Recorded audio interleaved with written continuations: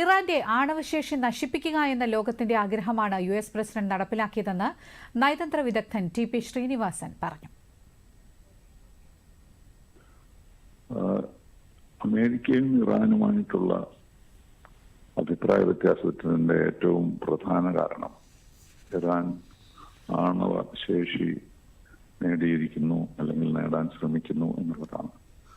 ഒരു NPT രാജ്യമായ സ്ഥിതിക്ക് അത് അനുവദിക്കാൻ കഴിയുകയില്ല എന്നുള്ളതാണ് ലോകത്തിന്റെ മുഴുവൻ അഭിപ്രായം. പക്ഷെ അതെങ്ങനെയാണ് നേരിടേണ്ടത് എന്ന് പലതരത്തിൽ ശ്രമിച്ചിട്ടുള്ളത്.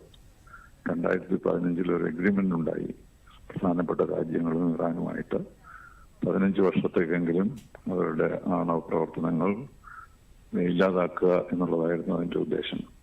പക്ഷേ പ്രസിഡന്റ് ട്രംപ് അതിനെ എതിർക്കുകയും അതിൽ നിന്ന് പിൻവാങ്ങുകയും ചെയ്തതോടുകൂടിയാണ് ഈ പ്രശ്നങ്ങൾ കൂടുതൽ വഷളായത്. അത് എങ്ങനെയാണ് ഈ ഇറാന്റെ ന്യൂക്ലിയർ കേപ്പബിലിറ്റി വർദ്ധിക്കുന്നത് അവസാനിപ്പിക്കുക എന്നുള്ളത് ലോകത്തിന്റെ തന്നെ ഒരു ആഗ്രഹം തന്നെയാണ്. കാരണം ഇറാൻ ഒരു ന്യൂക്ലിയർ വെപ്പൺ രാജ്യമായാൽ അത് പലതരത്തിലുള്ള അപകടങ്ങളിലേക്ക് നയിക്കും, വിശേഷിച്ചും ഇസ്രായേലിനും വെസ്റ്റേൺ രാജ്യങ്ങൾക്കും പൊതുവെ. അപ്പൊ അതിന്റെ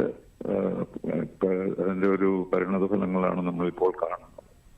അപ്പോൾ പ്രസിഡന്റ് ട്രംപ് മറ്റു പ്രസിഡന്റുമാരെ പോലെ വളരെ ചിന്തിച്ച് ഒന്നുമല്ല കാര്യങ്ങൾ ചെയ്യുന്നത് നമുക്കറിയാം. അപ്പൊ അദ്ദേഹം ഇറാന്റെ ന്യൂക്ലിയർ കേപ്പബിലിറ്റി ഇല്ലാതാക്കണം എന്ന് തീരുമാനിക്കുകയും അതിനുവേണ്ടി ശ്രമിക്കുകയും ചെയ്തു. അതിന്റെ അന്തിമ ഫലമാണ് ഇന്നത്തെ ആക്രമണം.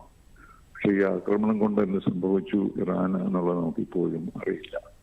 ഇറാന്റെ പ്രതികരണം എന്താണെന്നും അറിയില്ല. പക്ഷെ ഇക്കാര്യത്തിൽ മറ്റു രാജ്യങ്ങളൊന്നും ഇടപെടാൻ സാധ്യമല്ല. കാരണം ഇറാൻ ന്യൂക്ലിയർ വെപ്പൺ കേപ്പബിലിറ്റി വേണ്ട എന്നുള്ള അഭിപ്രായക്കാരാണ് മറ്റു രാജ്യങ്ങൾ, റഷ്യയും ചൈനയും ഒക്കെ. അപ്പൊ അതുകൊണ്ട് ഒരു വലിയ യുദ്ധത്തിലേക്ക് മാറുകയില്ലെങ്കിലും ഇറാൻ തിരിച്ച് ആക്രമിക്കുകയാണെങ്കിൽ ഒരുപക്ഷെ വലിയ പ്രശ്നങ്ങളിലേക്ക് മിഡിൽ ഈസ്റ്റും വിശേഷിച്ച് ലോകം തന്നെയും അതിൽ വലിയ കഷ്ടപ്പാടുകൾ സഹിക്കേണ്ടി വരും. ഇപ്പോഴത്തെ പ്രസിഡന്റ് ട്രംപ് ഇപ്പോൾ പറഞ്ഞത് ചെയ്യേണ്ടത് ചെയ്തു കഴിഞ്ഞു, അപ്പൊ ഇനിയൊന്നും ചെയ്യാനില്ല എന്ന മട്ടിലാണ് അദ്ദേഹം സംസാരിക്കുന്നത്. പക്ഷേ ഇറാൻ അങ്ങനെ വിട്ടുകൊടുക്കുന്ന ഒരു രാജ്യമല്ലല്ലോ. അതുകൊണ്ട് നമുക്ക് ഇനിയും പല പ്രശ്നങ്ങളും പ്രതീക്ഷിക്കാവുന്നതാണ്. പക്ഷെ തൽക്കാലത്തേക്കെങ്കിലും അമേരിക്ക അവരുടെ ലക്ഷ്യം സാധിച്ചു എന്ന ഒരു സമാധാനത്തിലാണ് ഇപ്പോഴുള്ളത്.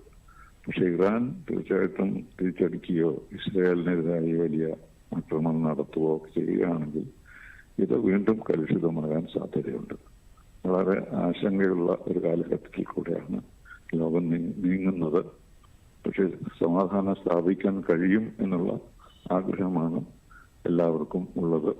അതാണ് നാം പ്രതീക്ഷിക്കേണ്ടത്.